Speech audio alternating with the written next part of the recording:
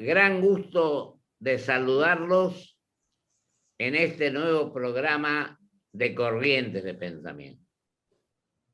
Hoy tenemos el gusto que un hombre de la envergadura y de la jerarquía de mi querido amigo Alejandro Argossi estuviera en nuestro programa. Un hombre que se dedica al derecho, que es profesor, que fue consejero de la magistratura, que tuvo a lo mejor esta es una opinión personal, él no dice nada, integrado a la Suprema Corte. Y creo que tiene un valor jurídico, personal, moral, etc. Lo cual nos llena de satisfacción. Y por eso, Alejandro, primero te quiero agradecer enormemente tu presencia. Y como quieras vos, yo te preguntaría cómo estás viendo este momento tan complicado, difícil, que nos preocupa a todos. Pero si querés que nos remitamos a un punto determinado, también vos tenés toda la libertad de asumirla en plenitud. Bueno, muchas gracias por la invitación, Pocho. Realmente siempre es un placer estar acá con vos y para que la audiencia lo sepa, si es que no lo ha percibido ya. Todos tus elogios tienen más que ver con el afecto que con cosas objetivas, pero bueno, lo agradezco. Siempre es bueno que alguien exagere a favor, porque críticos no es lo que falta, precisamente. No, yo no exagero. Tenés otra condición fundamental, que sos autonomista. Exactamente. Autonomista y autónomo, lo que no es poca cosa cuando hablamos de la política. Y esto es uno de los temas que más me apasiona últimamente, y es ver cómo esa característica de la política profesional ha ido debilitándose, llenándonos de personas que administran al país, a las provincias, a los municipios, y que nunca administraron otra cosa que un cargo público, con lo cual cuando toman decisiones equivocadas. Si nosotros en términos, digamos, de eficiencia evaluamos lo que está pasando desde la asunción de este gobierno, realmente es un cataclismo, es una tragedia. Esta gente no puede manejar ni siquiera la provisión de vacunas. Estamos atrás del mundo en una materia en la que nos genera miles de muertos. Es notable cómo pasa desapercibido de alguna forma esto de que estamos hablando de 5, 10, 15, 20.000 muertos que pudieron ser evitados si esta gente hubiese tenido un mínimo de eficiencia y se hubiese dejado por un momento de hacer especulaciones políticas.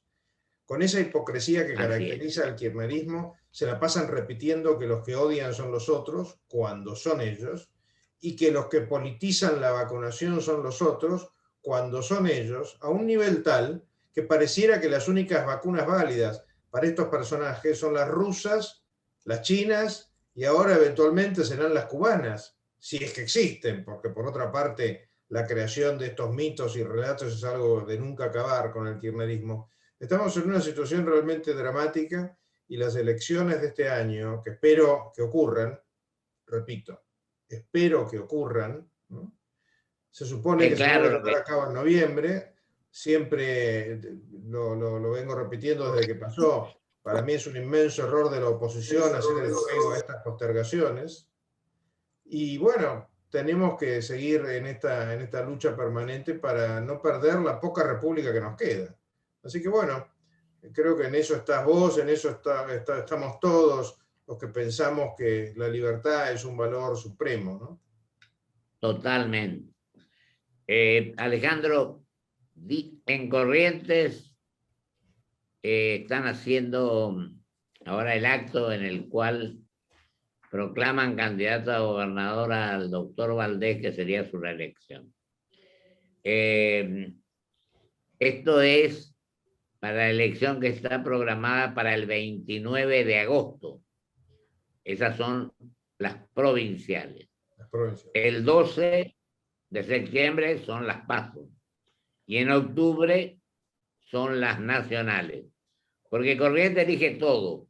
Elige gobernador y vice, elige diputados y senadores, intendentes.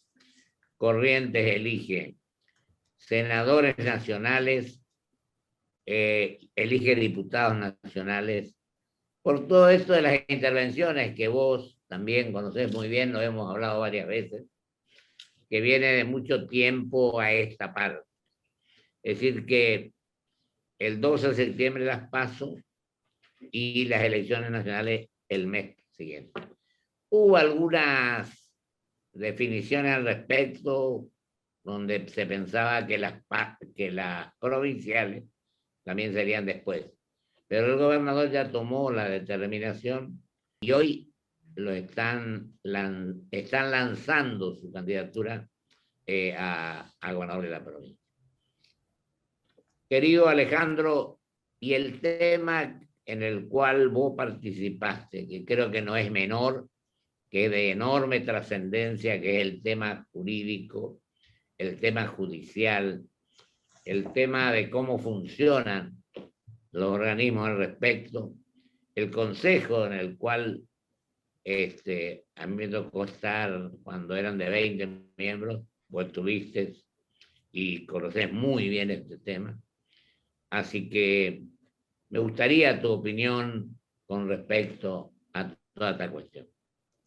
Mira, desgraciadamente tengo que decir que estamos muy mal. Estamos muy mal, porque si bien la justicia no está totalmente dominada por el gobierno, sí me da la sensación que está dominada por el miedo. Y esto es equivalente, en algunos momentos, a estar dominada por el gobierno de turno. Esto no debe ser así. Nosotros hoy en día estamos enfrentando una situación que los abogados vivimos permanentemente, y es que cuando un cliente viene con un determinado problema, y no necesariamente un problema de que tenga ribetes políticos, me refiero prácticamente hasta un simple desalojo puede ser materia de esto que voy a decir. Cuando nos enfrentamos a nuestro cliente y nos pregunta, bueno, ¿y esto cómo es previsible que termine? ¿Cuánto es previsible que tarde? No podemos prácticamente nunca siquiera tener una estimación de cuánto va a durar el pleito y cómo va a terminar. Eso se llama, técnicamente, se llama inseguridad jurídica. Nosotros no podemos predecir que el sistema, que se supone tiene una constitución, tiene leyes y tiene gente que lo pone en funcionamiento, no podemos predecir cómo va a funcionar el sistema.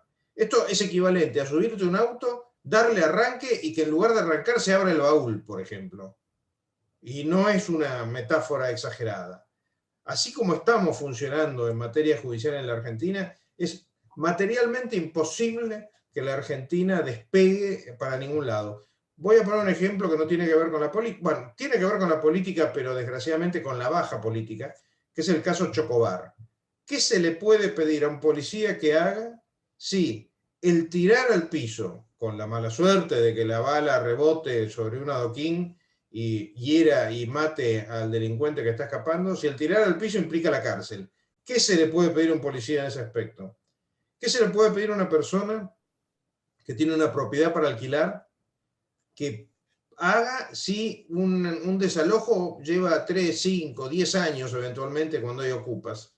¿Qué se le puede pedir a un empresario que arriesga su capital para que después aparezca un nadie que terminó en un cargo público de casualidad, porque se manejó con obsecuencia en un determinado entorno, a decidir qué es lo que debe ganar y qué es lo que no debe ganar, y cuánto va a pagar de impuestos este año y cuánto va a pagar de impuestos el otro? Es decir, todo nuestro sistema está absolutamente enloquecido, básicamente porque hacemos agua en materia judicial. Ejemplo, si los jueces se dedicasen a proteger a los ciudadanos de los impuestos excesivos que sufrimos, y no solamente a protegerse a sí mismos para no pagar el impuesto a las ganancias, que está mal que no lo paguen, pero si se dedicasen al menos un poco a los ciudadanos, habría impuestos que no existirían o que por lo menos serían razonables.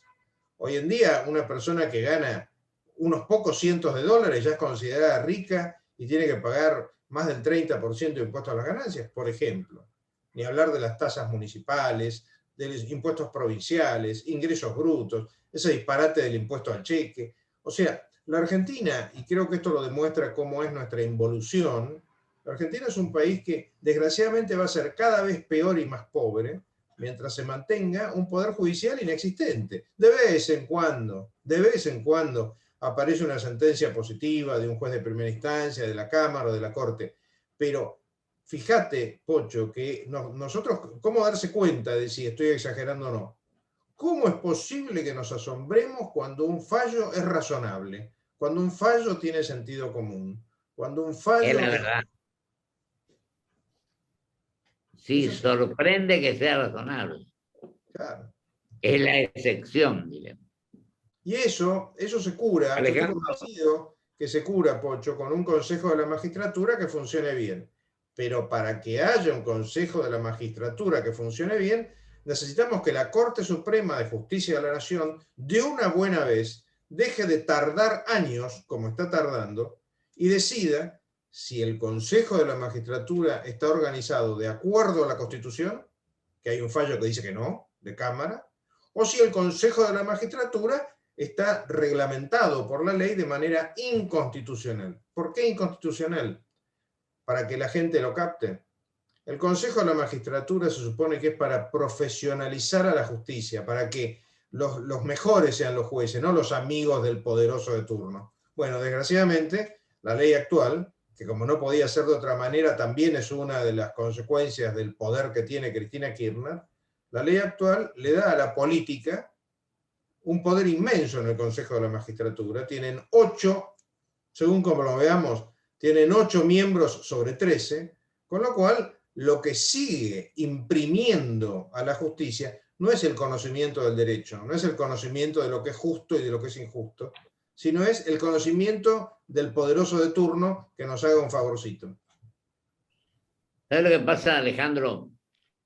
Que no se cumple tampoco el 114 de la Constitución, que en su segundo párrafo habla de que tiene que existir equilibrio. Y esto funcionaba mucho mejor cuando los 2 primeros consejos, donde eran de 20 miembros, presidía el presidente de la Corte. Lo que ocurre es que después del 94 nunca se sancionó una ley que estableciera el verdadero número de miembros que tenía que tener.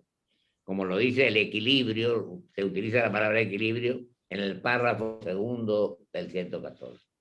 ¿Te parece que no solamente en este aspecto, sino en otros, las leyes quedaron para ser sancionadas y nunca se sancionaron? Esta es la verdad. Nunca se sancionaron e incluso hay algo bastante negativo, y es que la Corte kirchnerista, que la hubo, porque ese invento de la mejor corte de la historia de la época de Kirchner fue otro de los tantos relatos del kirchnerismo, la Corte de esa época tuvo un fallo que realmente es un ejemplo perfecto de cómo la política puede llegar a decir que 1 más 1 es 3. La Corte, en una decisión pero muy controvertida, dijo que no era desequilibrada la composición del Consejo tal como está hoy. Entonces yo me pregunto, sí, que haya 6 representantes o 7 representantes de la política como mínimo, y otros apenas 5 de los otros sectores, no es desequilibrado. ¿A qué le llaman equilibrio? Porque 7 no es equilibrado con 5 ni con 6. El equilibrio de 7 es 7. Claro. El equilibrio de 3 es 3. Y eso es imprescindible que lo recuperemos. Por eso hago tanto hincapié, Pocho, en el sentido común. Porque hay un momento en el que no se trata de conocer los detalles de cómo se integra el directorio de una sociedad anónima, cómo es el voto acumulativo, cómo es el recurso extraordinario. Se trata sencillamente de lo que cualquier persona con un poco de sentido común y de buena fe, termina resolviendo. Entonces, si tenemos una Corte, o si tuvimos una Corte Suprema que dijo que era equilibrado, que hubiese 7 por un lado, 3 por el otro, 2 por el otro y 1 por otro, que era más o menos como está organizado, esos 13 miembros, ¿qué podemos esperar del resto de los jueces? Bueno, todo eso es cambiable. Si esta Corte decide ponerle un punto final a esta organización nefasta que tiene el Consejo de la Magistratura, eso va a permitir que los jueces se sientan premiados o castigados según son buenos o malos, porque hoy en día el ejercicio de la función judicial no tiene ningún tipo de limitación, pueden decir cualquier cosa y no pasa nada. Y así va a ir mejorando el Así sistema es. judicial. Y además, otras cuestiones que faltan cumplir, diremos, o que no se cumplen de acuerdo a la Constitución, son los organismos reguladores. Claro. Tener el defensor del pueblo.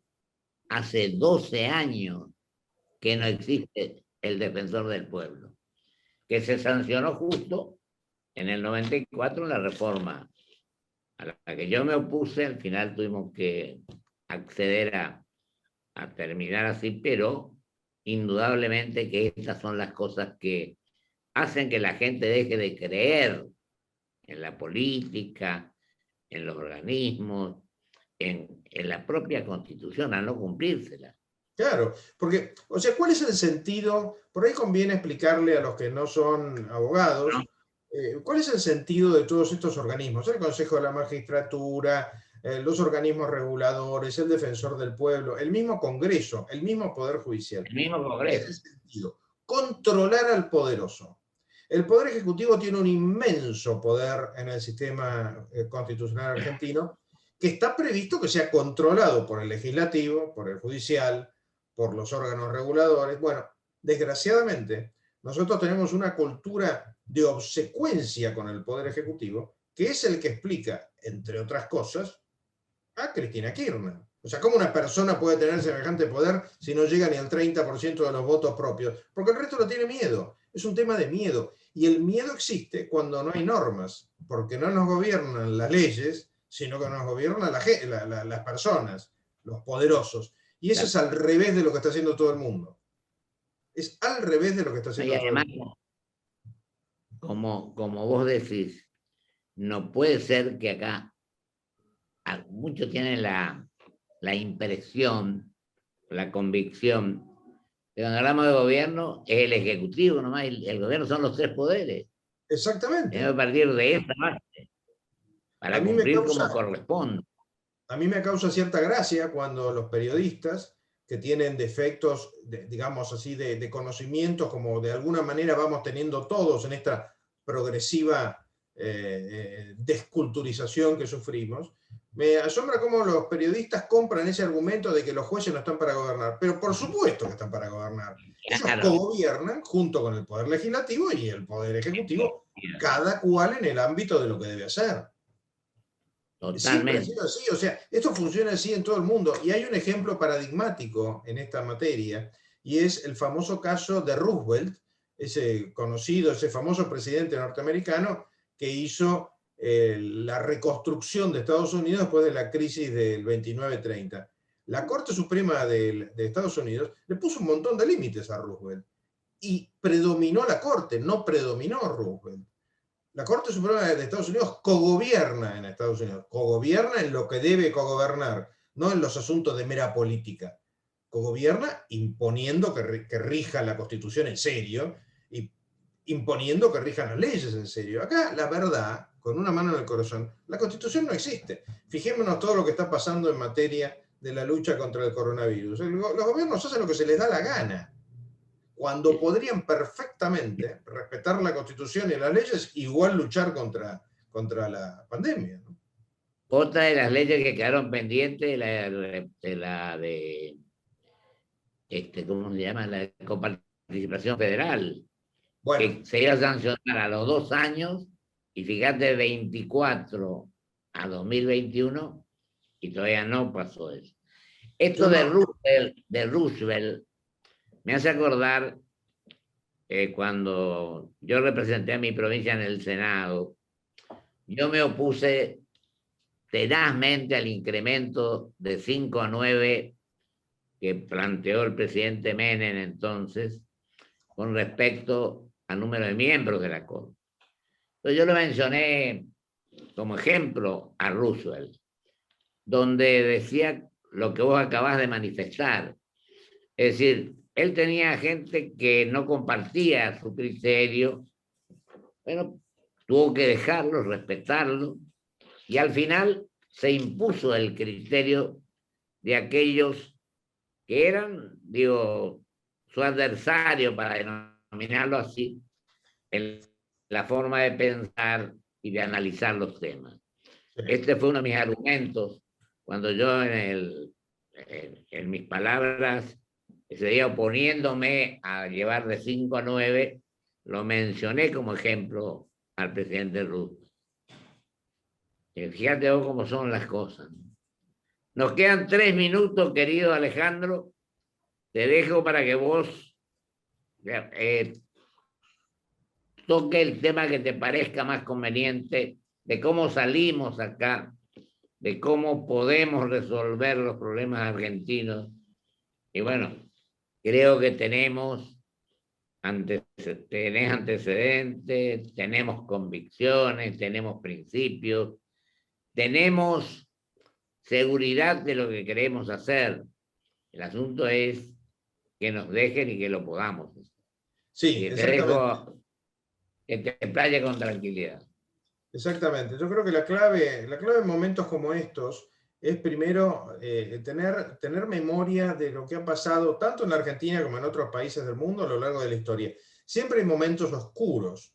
Los países tienen subidas y bajadas, la historia tiene idas y venidas. Había un famoso historiador italiano que se llamaba Vico, que él hablaba del corsi y del ricorsi, las idas y las vueltas de la historia. Bueno, en este momento estamos en un momento oscuro. El gobierno realmente es de los peores que ha tenido la historia argentina, pero en lugar de desesperarnos, de pensar que hay que escaparse, de dejar que alguien nos robe el país, que nos robe lo que tenemos, que nos robe la esperanza del futuro, lo que hay que hacer es ponerle un poco de coraje, como le han puesto nuestros padres, abuelos y bisabuelos, ponerle coraje, ponerle esfuerzo, no asustarse, decir las cosas de frente, usar la cabeza para votar y sobre todo tener en cuenta que hay determinadas cosas, determinadas decisiones, determinadas posibilidades de elegir que son bárbaras, son espectaculares en momentos de tranquilidad, pero son inviables en momentos de crisis. Para decirlo en criollo, esta es una elección donde creo que tenemos en la mayor parte de las provincias, y por supuesto a nivel nacional cuando llegue, tenemos que optar entre unos y otros.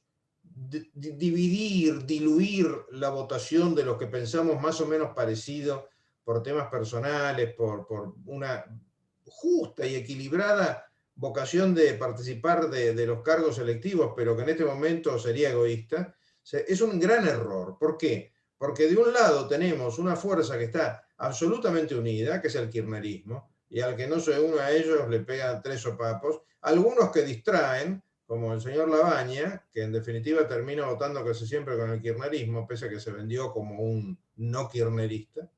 Y del otro lado tenemos a Juntos por el Cambio, que más o menos ha aglutinado al 41% de los votos en la última elección nacional. Creo que en estas elecciones lo que tenemos que hacer es juntarnos los que pensamos parecido.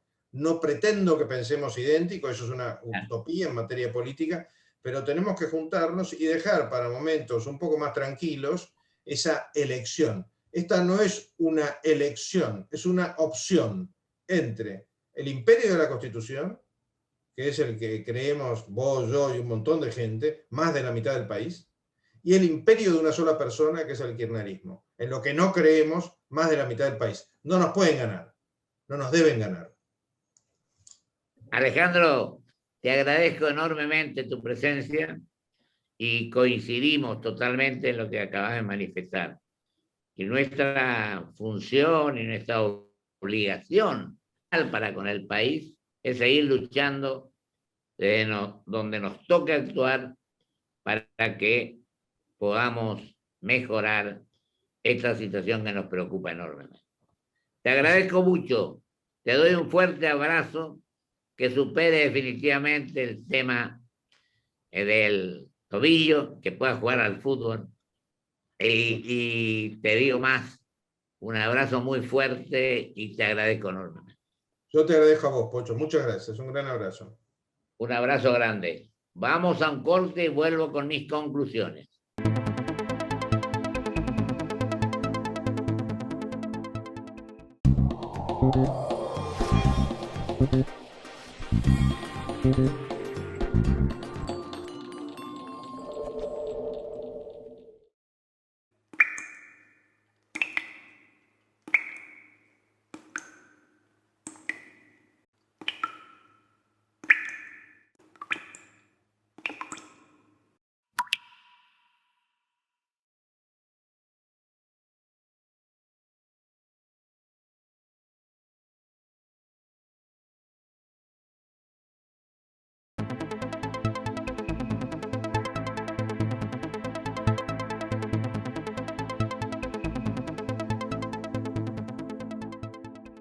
Hola, soy Marcos. Quizás me recuerden de las propagandas de Galicia. Bueno, ¿cómo no me van a recordar? Mira qué semblante, ¿eh? Bueno, quería recordarles algo que quizás no recuerdan, y es que pueden elegir cobrar su sueldo en el Galicia. Y si lo hacen, tienen adelanto de sueldo a tasa cero por un año o 12.000 puntos quiero para canjear por lo que quieran, como ahorros en supermercados, combustibles o viajes a cualquier parte del país. Listo, ya les recordé. Conoce más en bancogalicia.com. Galicia. IRSA. Somos la mayor empresa argentina inversora en bienes raíces. IRSA. Líderes en real estate. Grupo Petersen. Desde 1920, construyendo el país. Energía renovable para renovar nuestro compromiso. Por eso en Toyota, como parte del desafío medioambiental 2050, nos asociamos con YPF Luz para producir con energía 100% renovable en nuestra planta de Zárate.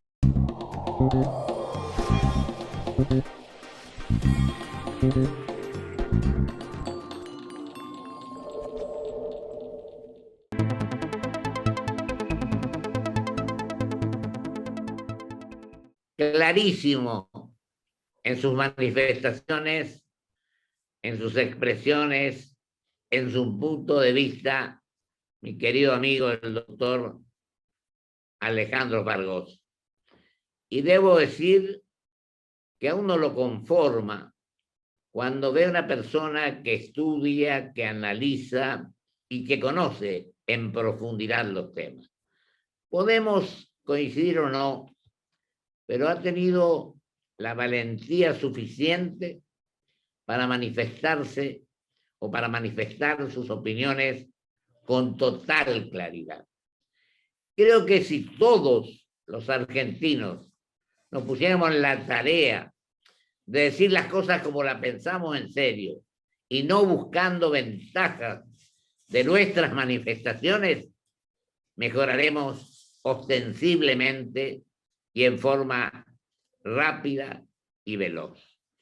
Este es el compromiso que tenemos que asumir. Por eso me agrada enormemente las palabras de mi querido amigo Alejandro Fargós. Hasta el próximo programa, si Dios quiere.